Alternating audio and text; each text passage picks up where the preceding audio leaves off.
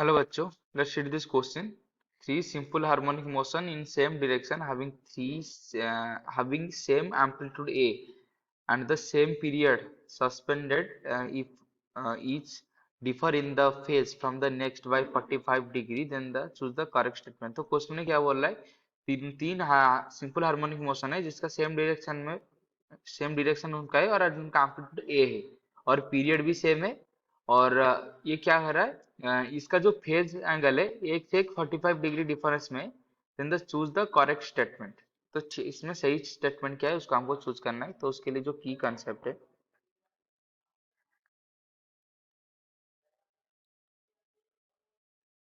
वो की कंसेप्ट क्या है? तो पहले तो की कंसेप्ट ये है कि जब दो या तीन एक से ज्यादा जब जैसे हम सुपर इम्पोज होते हैं,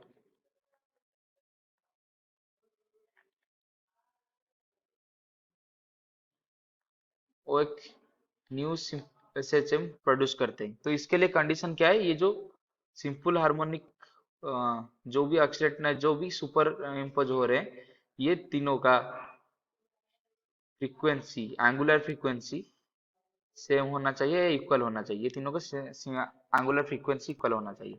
तो अगर ऐसा होगा तो एक new simple harmonic motion produce होगा और इस न्यू सिंपल हार्मोनिक मोशन जो प्रोड्यूस होगा उसका फ्रीक्वेंसी इसका साथ सेम रहेगा। ये जो तीनों सुपर इम्पोज हुए थे, फ्रीक्वेंसी सेम रहेगा। बस चेंज क्या होगा? एम्पलीट्यूड चेंज होगा और फेज चेंज होगा। तो जो एम्पलीट्यूड चेंज होगा उसको कैसे हम निकाल सकते हैं? तो उसको हम वेक्टरली निकाल सकते हैं, यानी कि जो मान लीजिए ये उसका एम्पलीट्यूड ए, उसको हम वेक्टर का साइन के हिसाब से इसलिए लिख लें क्योंकि उसको वेक्टर एडिशन करना पड़ेगा, लेकिन ये वेक्टर नहीं है। तो हम इसका ऊपर को हम ऐसे हटा सकते हैं कि जो ए रिजल्टेंट आएगा वो क्या आएगा, उसको हम वेक्टर मानकर ऐड करेंगे A1 plus A2 plus A3। उसको वेक्टर, ये जनरल स्केलर से हम नहीं करेंगे, वेक्टर से हम ऐड करेंगे। यानी कि अगर दो वेक्टर होता तो इसका रिजल्टेंट क्या होता? यह होता A1 square plus A2 square plus 2A1 A2 cos theta का रूट ओवर, ये होता अगर दो होता।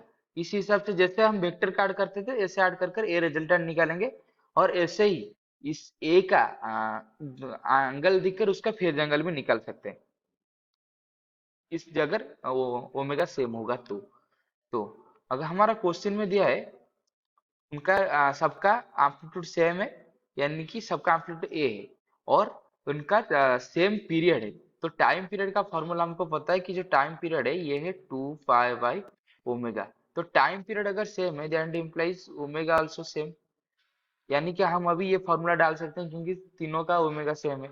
तो अगर हम देखेंगे तो तीनों का फेज क्या है? फेज 45 डिग्री से डिफर कर रहा है। तो उसका अगर फेज डायग्राम ड्रॉ करेंगे तो मान लीजिए ये SHM1 है,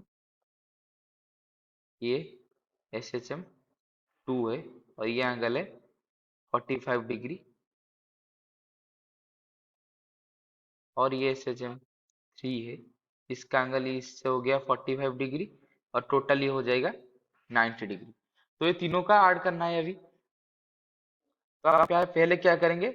1 को और 3 को अगर ऐड कर देंगे तो दोनों का एंगल अंदर एंगल कितना है? 90 डिग्री और एम्पलीट्यूड कितना है? दोनों का ए है। तो जो रिजल्टेंट एम्पलीट्यूड आएगा क्या आएगा? तो पता है कि अगर वेक्टर ए है और उनके अंदर एंगल 90 डिग्री है तो जो रिजल्टेंट आएगा, मान लीजिए उसको कैपिटल ए मान लेते हैं, सॉरी उसको ए डैश मान लेते हैं अभी। तो जो ए डैश आएगा वो कितना आएगा? √2 इंटू ए, क्योंकि 90 डिग्री एंगल है तो √2 इंटू ए आ जाएगा। डायरेक्शन के कौन सी डायरेक्शन में आएगा? ये दोनों की बात कर रहे हैं, ये दोनों को अगर ऐड करेंगे तो √2 ए आएगा और डायरेक्शन कौन सी डायरेक्शन में आएगा? तो पैरेललोग्राम वेक्टर एडिशन से पता कर सकते हैं कि ये उनका बीच का डायगोनल ये होकर जाएगा, यानी कि ऐसे जाएगा, जो ए डैश है ऐसे जाएगा।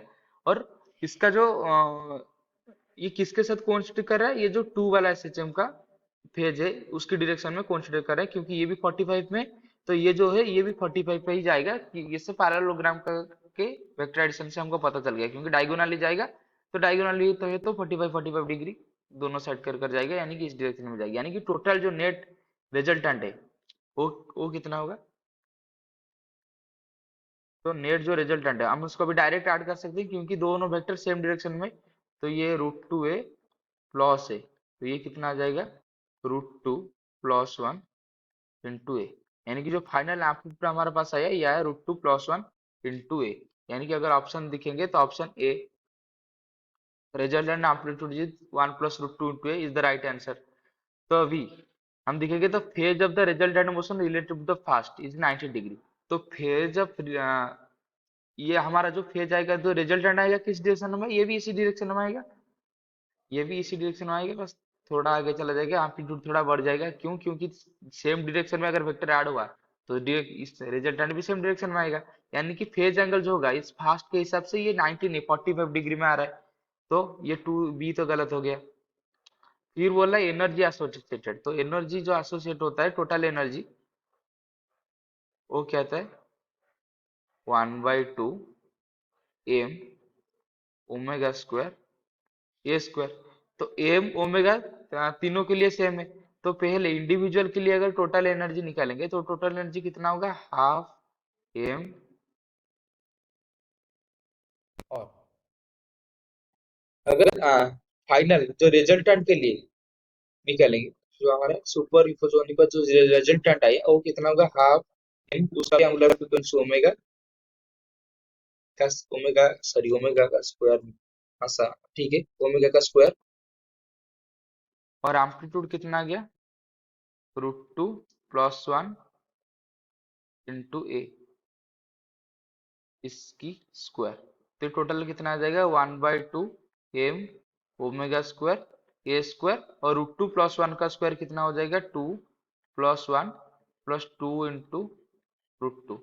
तो आ जाएगा 1/2 m ओमेगा स्क्वायर ए स्क्वायर 3 प्लस 2 इंटू √2। तो ये आएगा final energy total energy of resultant.